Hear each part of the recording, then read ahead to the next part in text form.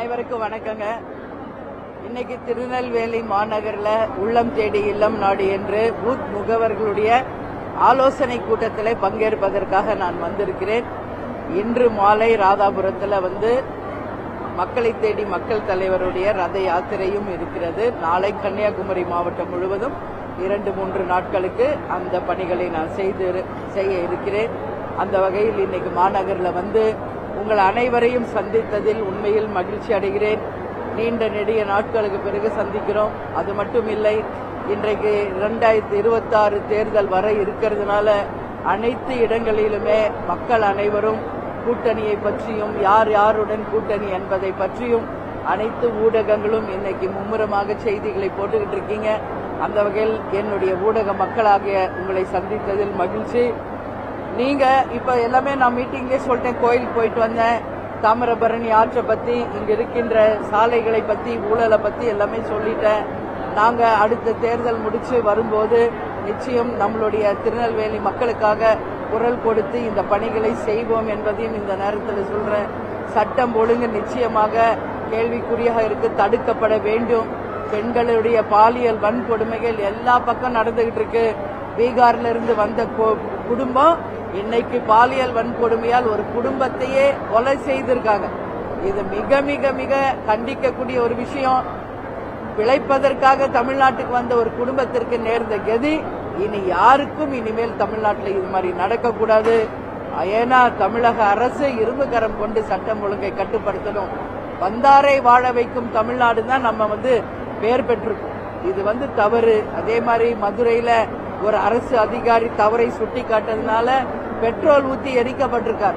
இவனுங்களுக்கெல்லாம் தூக்கு தண்டனை கொடுக்கணும்.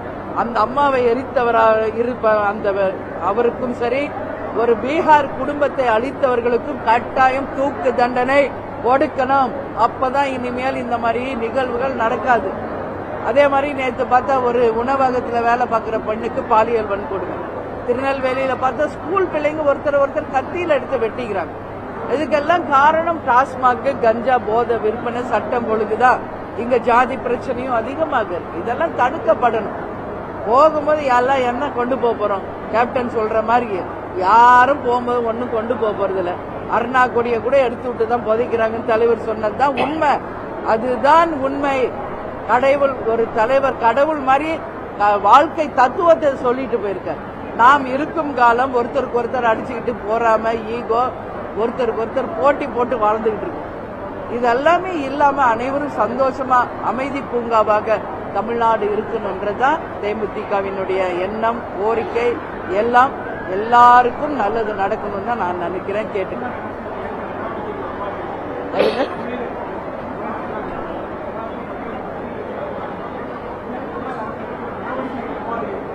ஒவ்வொரு முறையும் நடக்கின்ற எல்லா விஷயத்துக்கும் நம்ம அறிக்கைகள் கொடுக்கிறோம். அரசு கவனத்திற்கு நாம் கொண்டு சென்று கொண்டிருக்கிறோம். நிச்சயமாக இந்த விஷயங்கள் நல்லபடியாக தடுக்கப்படணும். சட்டம் ஒழுங்கு தடுக்கப்படணும். அவங்களும் முயற்சி எடுத்து செய்யறாங்க. இப்போ அந்த மதுரையில நடந்த ஒரு பெண்ணுடைய கொலை, அது ஆக்சிடென்ட்னு அது முடிக்க பார்த்தாங்க. ஆனா அது ஆக்சிடென்ட் கிடையாது, திட்டமிட்டு செய்யப்பட்ட படுகொலை அப்படிங்கறத இன்னைக்கு காவல்துறை எடுத்து அவங்களுக்கு கொலை செய்தவர்களுக்கு உரிய தண்டனை கொடுத்திருக்காங்க. அதனால அவங்க செய்யற கடமைகளை செய்யறாங்க. ஆனா இன்னும் ஸ்ட்ராங்கா ஸ்காட்லாந்து யார்ட் போலீஸ்க்கு இணையாக பேசப்பட்ட காவல்துறை நம் காவல்துறை இன்னும் அவங்களுக்கு சுதந்திரம் கொடுத்து சட்டம் ஒழுங்கை முற்றிலுமாக கட்டுப்பாட்டுக்குள்ள கொண்டு வரணும் என்பதுதான் தேமுதிகவின் கோரிக்கை.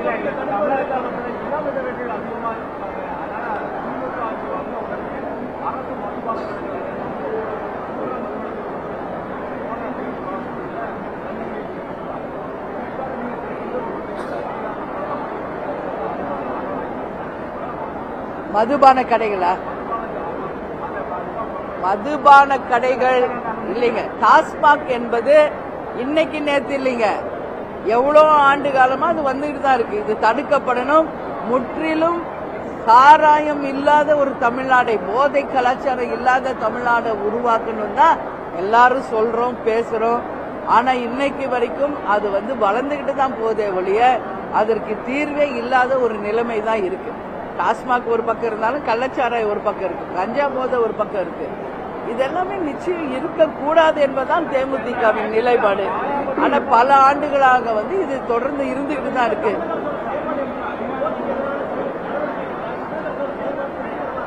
இல்ல இது அவங்க தமிழக அரசிடம் நாம் அதை கேட்கும்போது அதிகமாக நேரங்களை நாம குறைக்கிறோம், நம்பர் ஆஃப் அந்த டாஸ்மாக் கடைகளுடைய எண்ணிக்கையை நாங்கள் குறைத்து கொண்டிருக்கிறோம், பள்ளி அதே மாதிரி கோவில்கள் கிட்ட இருக்கிற டாஸ்மாக் கடைகளை எல்லாம் அகற்றி கொண்டிருக்கிறோம் அப்படின்னு தான் சொல்றாங்க. பட் உண்மையில் நம்ம பார்த்தோம்னா அப்படி இருக்கா என்பதை மக்கள் நீங்க தான் சொல்லணும்.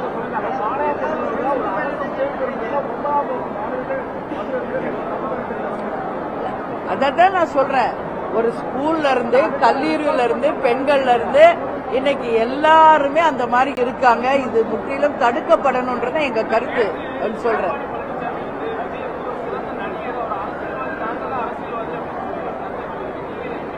அது அவர்கிட்ட தான் நீங்க கேட்கணும். இப்ப அண்ணன் எடப்பாடியார் சொன்னதுக்கு பதில் ஏன்ட்ட கேட்டீங்கன்னா, அவர் இங்க வருவார் திருநெல்வேலிக்கு, அப்ப அவரிடம் கேளுங்க.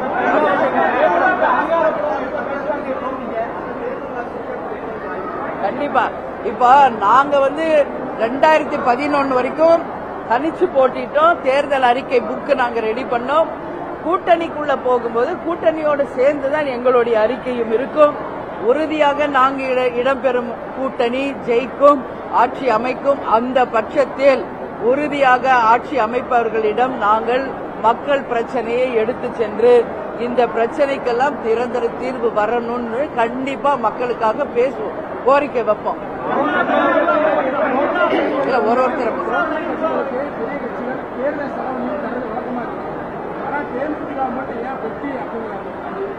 அதுக்கு நீங்க தான் பதில் சொல்லணும். நீங்க தான் பதில் சொல்லணும், நானா பதில் சொல்ல முடியும்? ஏசியங்களுக்கு நான் பதில் சொல்ல முடியாதுன்னு சொல்லிட்டேன்ல. இன்னைக்கு வரைக்கும் சொந்த உழைப்புல கட்சியை நாங்க வளர்த்துக்கிட்டு இருக்கோம் சொல்லிட்டேன்ல. அப்புறம் அதை பரப்புறது எழுதுறது பத்திரிகையாளர்கள் நீங்க தான் அதை பரப்புறீங்க. அப்புறம் அதே கேள்வி ஏன்ட்ட கேக்குறீங்க? இது எவ்வளவு பெரிய ஒரு தவறான ஒரு முன்னுதாரணம் தெரியுமா? திருப்பி பேசுறதுக்கு எனக்கு ஒரு நிமிஷம் ஆகாதுங்க. நான் கண்ணியத்தை காப்பாத்துறேன், புரியுதுங்களா? என்னுடைய வார்த்தைகளை நான் அளந்துதான் நான் பேசுவேன். கண்ணியத்தை காப்பாத்துறேன். இது கட்சி நியாயமான கட்சி, லஞ்சம் ஊழலுக்கு அப்பாற்பட்ட கட்சிங்க. எவ்வளவு வாய்க்கு வந்தது எது வேணாலும் பேசலாம் கிடையாது. இன்னைக்கு இங்க எவ்வளவு பிரச்சனை. ஸ்டெர்லைட் ஆலை மூடி இருக்காங்கல்ல, நீங்க ஒரு லிஸ்ட் எடுத்து பாருங்க. ஸ்டெர்லைட்ல அந்த ஆலையில யாரெல்லாம் எந்த கட்சியெல்லாம் கையூட்டு பெற்றிருக்காங்க, ஊழல் பொறிஞ்சிருக்காங்கன்னு பாருங்க. அதுல தேமுதிக இடம் இருக்கா அப்படின்னு செக் பண்ணுங்க. பத்திரிகையாளர்கள் உங்களுக்கு தெரியாதா? ஏன்னா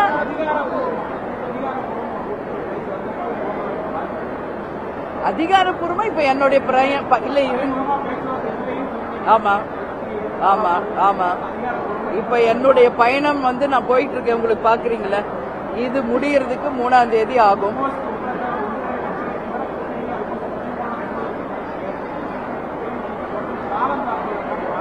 காலதாமதம் பத்திரிகையாளர்களாகி உங்களுக்கு தான், எங்களுக்கு கிடையாது. புரியுதுங்களா? இருங்க. காலதாமதம் என்ற கருத்து பத்திரிகையாளர்களாகி உங்களுக்கு தான், எங்களுக்கு கிடையாது. இருங்க. எலெக்ஷன் டேட் அறிவிச்சிட்டாங்களா? எலெக்ஷன் டேட் டிக்ளேர் பண்ணிட்டாங்களா? இல்ல நான் கேட்கிற கேள்விக்கு பதில் சொல்லுங்க. எலெக்ஷன் டேட் டிக்ளேர் பண்ணிட்டாங்களா? வேட்பு மனு தாக்கல் செய்யற டேட் கொடுத்துட்டாங்களா? ஃபைனல் ஓட்டர் லிஸ்ட் அறிவிச்சிட்டாங்களா? சொல்லுங்க. எதுவுமே இல்ல. ஃபைனல் ஓட்டர்ஸ் லிஸ்ட் கூட இன்னும் அறிவிக்கலைங்க. எக்ஸ்டென்ஷன் இன்னும் 10 நாட்கள் அதுக்கு கொடுத்திருக்காங்க. அது முடிஞ்சு ஃபைனல் ஓட்டர் லிஸ்ட் அறிவிக்கணும். அதற்கு பிறகுதான் தேர்தல் தேதி அறிவிக்கப்படும். அதற்கு பிறகுதான் அந்த ப்ரொசீஜரே ஸ்டார்ட் ஆக போகுது. இது எல்லாம் மார்ச் மாசம் தான் தொடங்க இருக்கு. இன்னும் பிப்ரவரி மாதம் முழு மாதம் இருக்கு. சோ காலதாமதம் எங்களுக்கு இல்லை, பத்திரிகையாளர்களாகிய உங்களுக்கு தான். எங்களுக்கு எங்க கட்சிக்கு உரிய எப்ப முடிவு எடுக்கணும், யார் கூட கூட்டணி வைக்கணும், எப்ப அறிவிக்கணும், அதை நாங்கள் உரிய நேரத்தில் செய்வோம்.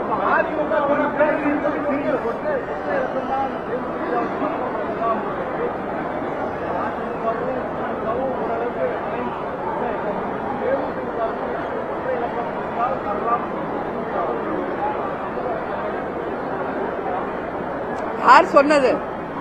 முதல்ல அது யார் சொன்னது அது சொல்லுங்க எனக்கு.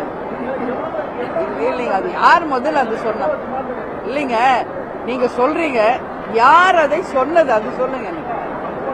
சமூக வலைதளத்துல யாரோ சொல்றதுக்கு நான் எப்படி ஒரு பொதுச் செயலாளராக பதில் சொல்ல முடியும் நீங்க எதிர்பார்க்கறீங்க? நான் தான் லேட்டே இல்லைன்னு சொல்லிட்டேனே. லேட்டே இல்லையே, நீ உங்களுக்கு தான் அது லேட், எங்களுக்கு லேட்டு கிடையாது. எங்களுக்கு லேட் இல்லை.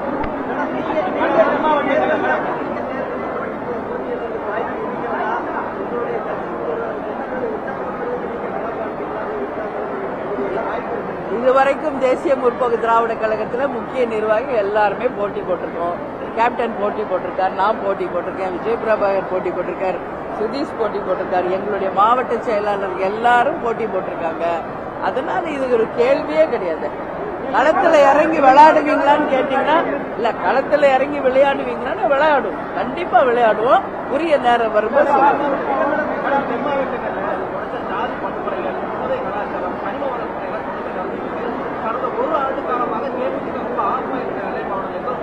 யார் சொன்னது?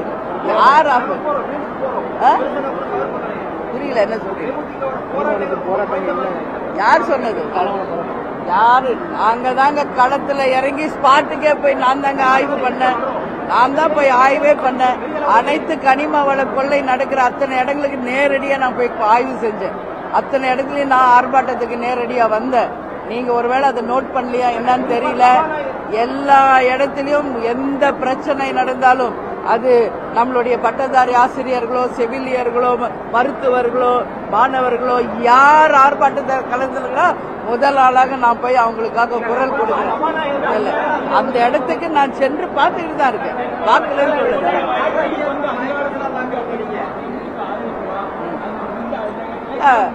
இல்ல, அப்படி வந்தா நல்லதுன்னு நான் சொல்றேன். இப்ப சொல்றேன், ஆரம்பத்துல இருந்து சொல்லிட்டு தான் இருக்கேன். அப்படி வந்தால் தமிழ்நாட்டுக்கு நல்லது என்று என் கருத்தை ரொம்ப நாளா நான் சொல்லிட்டு தான் இருக்கேன். ஏன் பத்திரிகையாளர் உங்களுக்கு தெரியாது? இப்ப யார் யாரெல்லாம் போட்டியில இருக்கா, யாரெல்லாம் இருக்கா சொல்லுங்க. நீங்க பத்திரிகைக்காரங்க தானே. யாரெல்லாம் இப்ப களத்துல இருக்காங்க? அதிமுக இருக்காங்க, திமுக இருக்காங்க. சீமான் ஆல்ரெடி கேண்டிடேட்ஸ் அனௌன்ஸ் பண்ணிக்கிட்டு இருக்காரு. விஜய் ஆல்ரெடி நாங்க தனிச்சுதான் சொல்லிட்டு இருக்காரு. இது உங்களுக்கே தெரியும். என் வாயில சொல்லணும்னு ஏன் எதிர்பார்க்கறீங்க? புரியுதுங்களா? எல்லாம் உங்களுக்கே தெரியும்.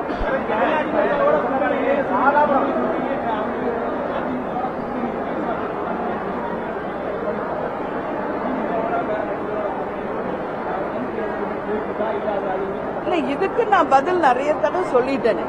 தமிழ்நாட்டில் இருக்கிற அத்தனை கட்சிகளும் எங்களுடைய தோழமை கட்சிகள் தான். பேசுறது பழகிறது அது வேற. ஆனா அரசியல் என்று வரும்போது, கூட்டணி என்று வரும்போது அது வேற. எங்களுக்குரிய அந்த மரியாதை, எங்களுக்குரிய அந்த நியாயம் எங்க கிடைக்குதோ அங்கதான் எங்க மாவட்ட செயலாளர்கள் விரும்புகின்ற இடத்தில் நிச்சயம் கூட்டணி அமைப்போம். உங்க அவசரத்துக்கு நான் உடனே அறிவிக்கணும்ன்றது கிடையாது. ஏன்னா உங்ககிட்ட சொல்லியிருக்கேன், மாநாடுல சொல்றேன், நீங்க அப்புறம் சொல்றீங்க. நீங்க சொல்லாதீங்க. இது எங்க கட்சி எப்ப டிசிஷன் எடுக்கணும் சொல்லணும், நான் சொல்றேன்.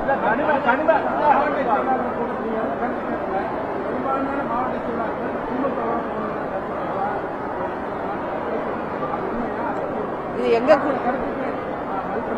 சரி கேக்குறீங்க, நானும் கேக்குறேன். இப்ப உங்க குடும்பத்துக்குள்ள நீங்க ஒரு பர்சனலா ஒரு டிஸ்கஷன் பண்றீங்க, அது பொது வெளியில சொல்லுவீங்களா?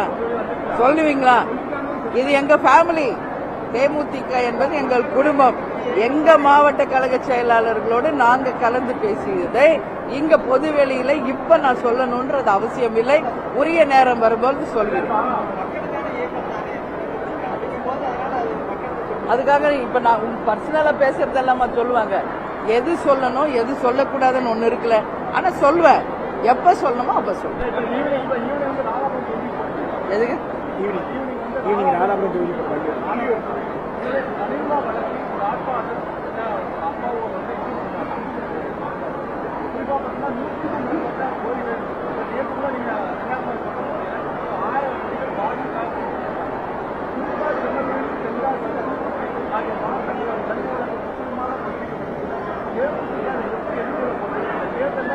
சரி, நான் ஆலங்குளத்துல இதுக்காக ஆர்ப்பாட்டம் பண்ணி நேரடியா அந்த ஸ்பாட்டுக்கே நான் போனது உங்களுக்கு தெரியுமா?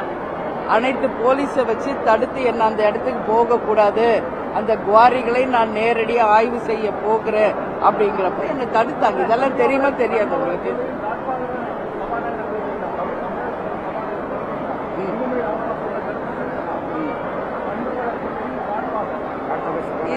யார் சொல்றது சொல்லாததெல்லாம் கிடையாது. இதுதான் உண்மையா நடக்குது. யார் சொன்னாலும் இது இல்ல அப்படின்னு மறுக்க முடியாது, மறைக்க முடியாது. சரிங்களா? ஆனா சொல்ற எல்லாருமே உண்மையிலே நியாயமா இருக்காங்களான்றது யோசிச்சுக்கணும். யாரையோ ஒருத்தர் உதாரணம் சொன்னீங்களே, அவங்க சரியான உதாரணமா வாழ்ந்திருக்காங்களா அப்படின்றதுக்கு பதில் சொல்லுங்க சார். இன்னைக்கு வரைக்கும் தேமுதிக ஒண்ணுதான் சார் நியாயத்துக்கு, தர்மத்துக்கு, ஊழலுக்கு அப்பாற்பட்டு மக்களுக்காக உழைக்கின்ற உண்மையான கட்சி. அதனாலதான் நான் சொல்றேன், எங்களுக்குரிய மரியாதை, அங்கீகாரம் நிச்சயம் எங்கு கிடைக்குதோ அங்கு நாங்கள் கூட்டணி அமைப்போம். நிச்சயம் நாங்கள் அங்கம் வகிக்கும் கூட்டணி ஜெயிக்கும், ஆட்சி அமைக்கும். அன்றைக்கு இந்த மக்கள் பிரச்சனை அத்தனையும் அரசு கவனத்திற்கு கொண்டு சென்று மக்களுக்காக சட்டசபையில் நாங்கள் நிச்சயம் வாதாடுவோம், போராடுவோம். ஒரு நல்ல தமிழ்நாட்டை நாங்கள் உருவாக்குவோம் என்பதை இந்த நேரத்தில் உங்களுக்கு சொல்றேன்.